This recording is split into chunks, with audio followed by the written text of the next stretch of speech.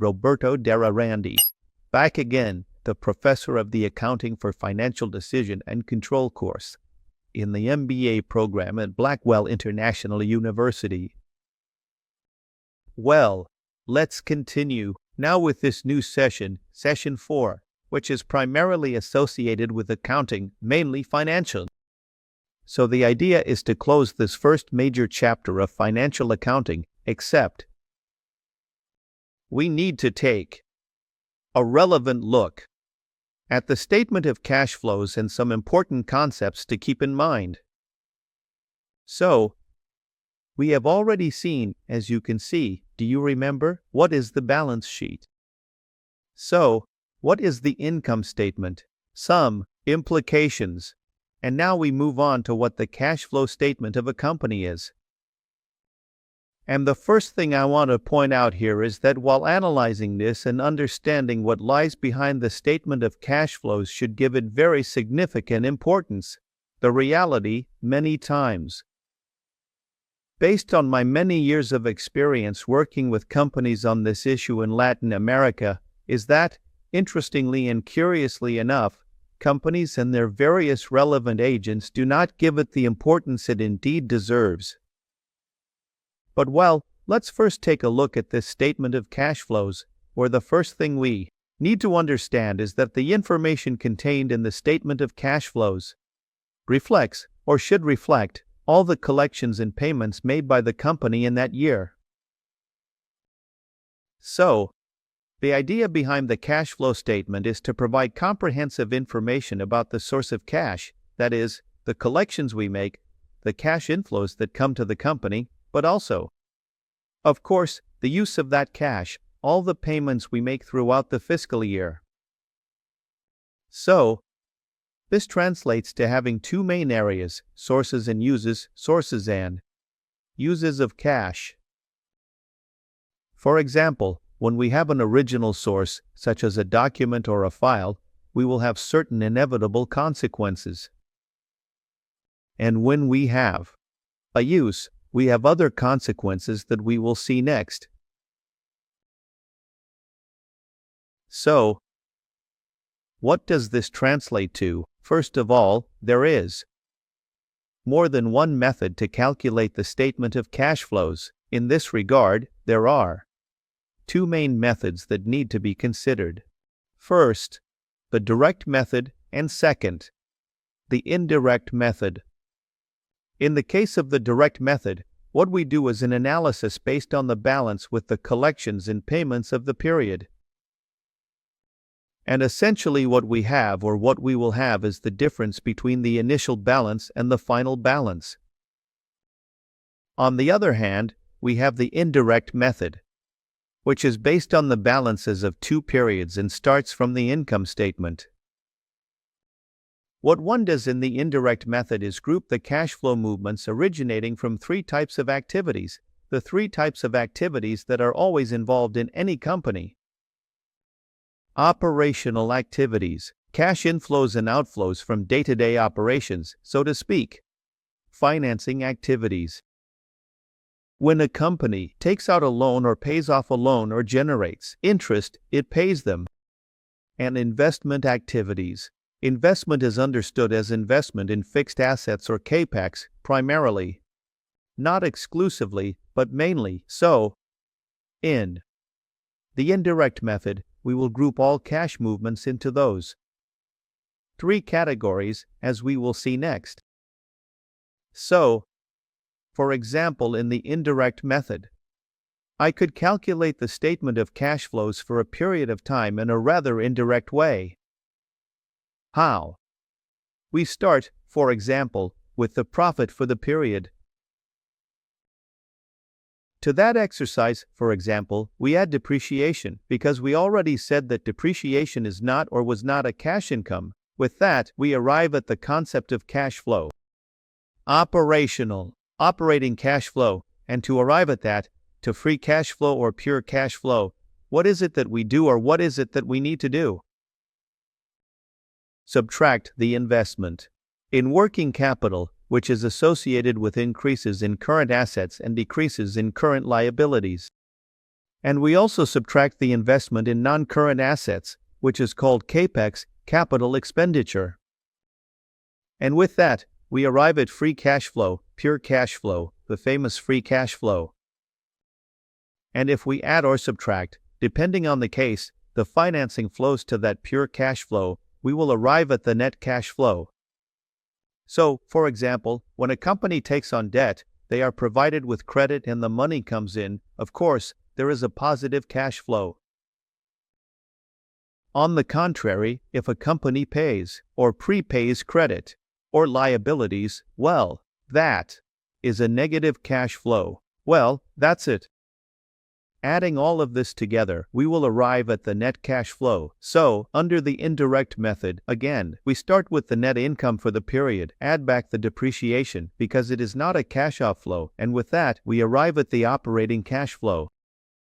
To get from operating cash flow to free cash flow, we subtract the investment in working capital and subtract the investment in non-current assets or fixed assets. With that, we arrive at the pure free cash flow. To that pure free cash flow, we add the financing flow, whether positive or negative, and with that, we will arrive at the company's net cash flow. So, well, here is an example, right, of a company year 1 and year 2 with its balances between current assets, fixed assets, and other assets. And on the liabilities side, there are also current liabilities, long-term liabilities, and equity. And one can make that adjustment. Basically, starting with, as shown here, the income statement for both years. And from that result, we can start building the cash flow, broken down into different items. What operation is, what investment is, and what financing is. The increase or decrease in cash should be equivalent to the difference in cash between year 2 and year 1. It is important for you to review it in more detail so that what I am pointing out is clearly seen. So we now arrive at a point where we are not only interested in each of the components of a financial statement, but we should also be interested in viewing it in an integrated and joint manner. This is how, starting from an initial balance, we will have activities that generate income and expenses, which are part of the income statement, and this will lead us on a path toward the final balance.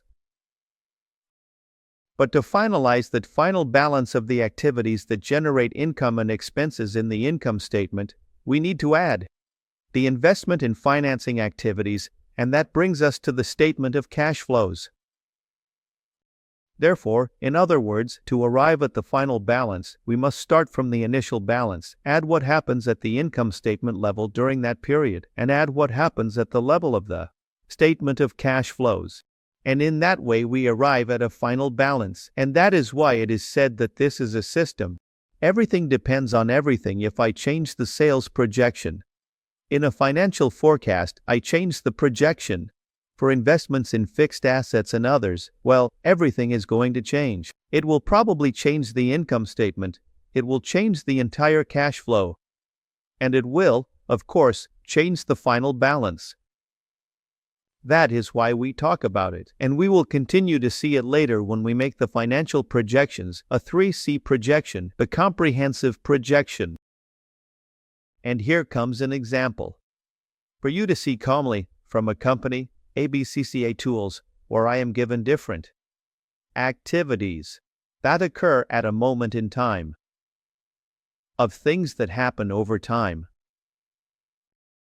And with those activities, what they asked me to do is to build the impact of each of those actions, of each of those events, whether on the income statement, the statement of cash flows, the balance sheet, etc. So I ask you to carry out and verify this exercise, which is precisely intended for you to expand this comprehensive or 360-degree view and fully understand the company. So I ask you to review it calmly and in detail later, so you can see this dynamic, how we start from an initial situation and arrive at a final situation. Of course, in real life, one usually doesn't do this unless one is dedicated to carrying out accounting, which, by the way, is essentially done by systems nowadays. But it is important to understand what happens, for example, in one balance sheet versus another. That's where the magic of the topic lies, right? So, you can have a view of what occurs in the company over a period of time, which involves these three areas: the income statement, the statement of cash flows, and the balance sheet in which the company ends or should end. So I encourage you to review in detail and try to replicate the result that is here in that company's exercise.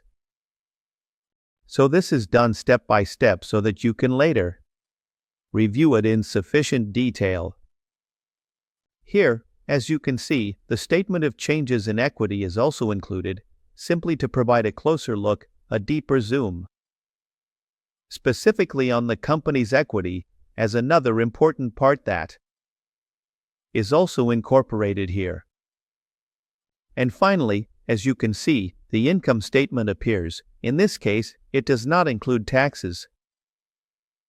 The company's balance sheet, which must of course balance with the cash flow at the end, and also, although not as necessary, the statement of changes in equity for the company during this period.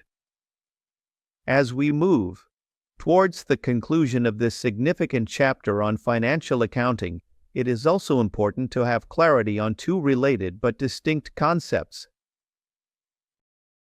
and that both are important for describing or understanding the health of a company. Here, the concepts of solvency and liquidity primarily appear.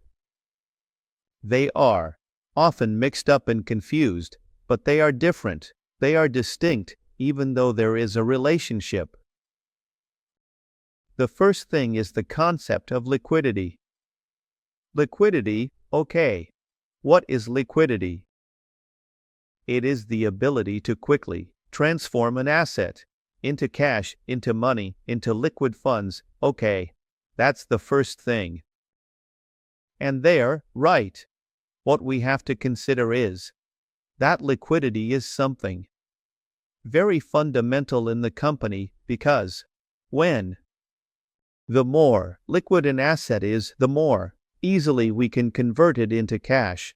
So, the first thing is the liquidity of an asset or a company, which determines our greater or lesser ability to transform or convert that asset into cash. I can have a very valuable asset. For example, I might have a very nice house,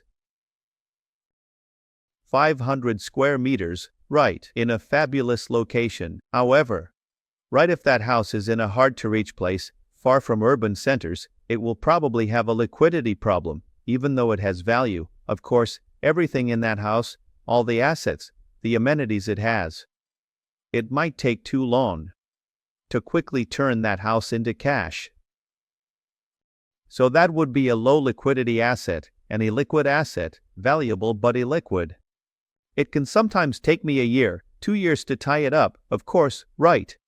If one believes that the house is worth, I don't know, $500,000, but due to its liquidity, the truth is that the only possibility is to sell it for $300,000 today. Well, there is the cost of illiquidity, meaning the penalty I impose on the value of that asset or that good, to be able to quickly transform it into cash. Conversely, if I have an asset, again, an apartment worth $500,000, but it is in a very, very central location, for example, in Brick Hill, Miami, which is very trendy today, right?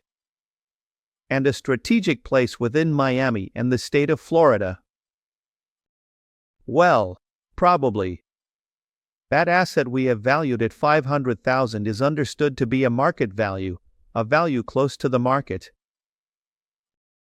Probably, right. If I set it at $490,000, I'll be able to sell it quickly or very quickly, okay.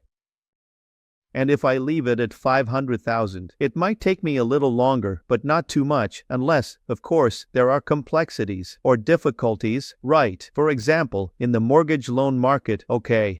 It's been a topic, hasn't it? Recently, but in any case, right. Probably that department on Brickell Avenue or in the Brickell neighborhood. It will be much more liquid than a house of similar value, but I don't know. 5 hours from Miami in a somewhat remote location, without great services, poor accessibility, far from consumption centers, etc. So there, liquidity becomes very significant. On the other hand, there is the concept of solvency. Here, we are no longer necessarily talking about the short term, but rather about the capacity of a business and the ability of its assets to meet all payment obligations, both short-term and long-term. And of course, the greater a company's ability to pay, the more solvent it will be. And there, solvency is discussed on 2 levels. Technical solvency. Okay.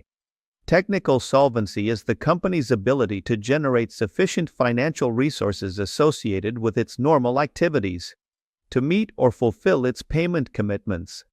On the other hand, what is called effective solvency means that if your ordinary operations do not generate sufficient funds to meet your payments, you have to sell or dispose of parts of your assets or resort to borrowing.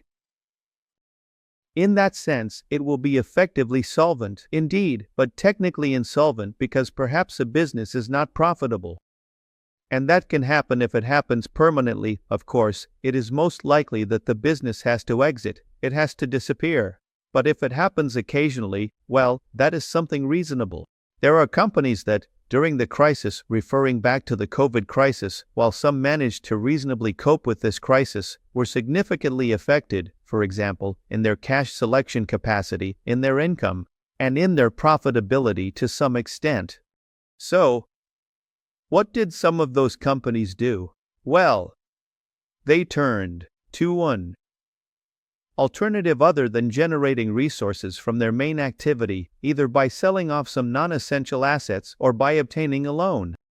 A bridge loan, for example, for 3 years while going through this crisis. Therefore, it is always important for companies to have both options now that have technical and effective solvency. However, there are periods when a company may not have that technical solvency, but still has the effective solvency that allows it to cope.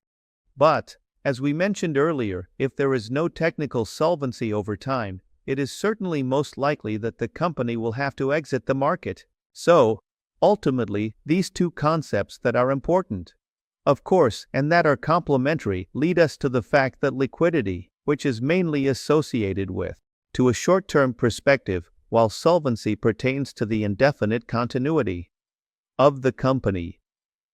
And if you ask me, what do we have to propose to manage both? On one hand, liquidity means having cash to meet my short-term obligations. It has a very attractive business, even if I don't have a way to pay the salaries at the end of the month or the office rent, but also, obviously, the ability to have enough assets compared to short-term and long-term liabilities to be able to face that future. Ideally, the company should have both liquidity and solvency, but they are concepts. So, in conclusion, with this we close this first major chapter of the accounting course, Financial Accounting Center for Financial Decision-Making and Control at Blackwell International University. And we will continue to advance towards other aspects of the accounting and financial management of companies.